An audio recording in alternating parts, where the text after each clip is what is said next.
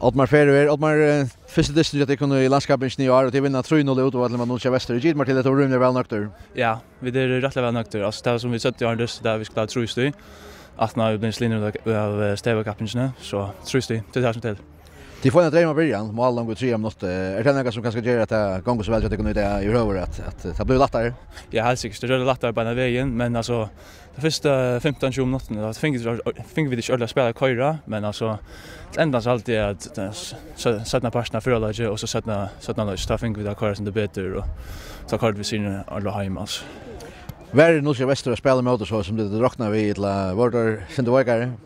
Nej, i behöver alltså jag alltid tar så vuxet där.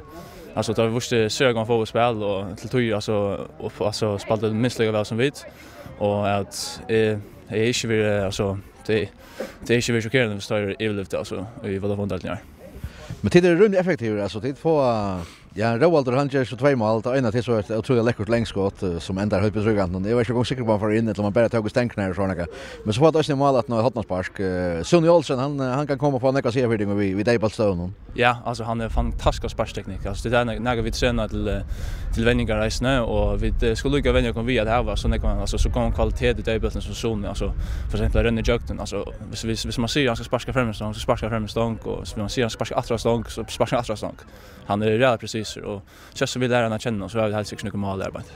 Titta att var nu Jamans i alla fall som är kan man säga inte markanter är alene i Montel Fjordel till Lucas Islevi och alla så Jonas Flint Rasmussen och i världen till bara spela närmast som linje corner och så gånger det få en ny man och Lina så där.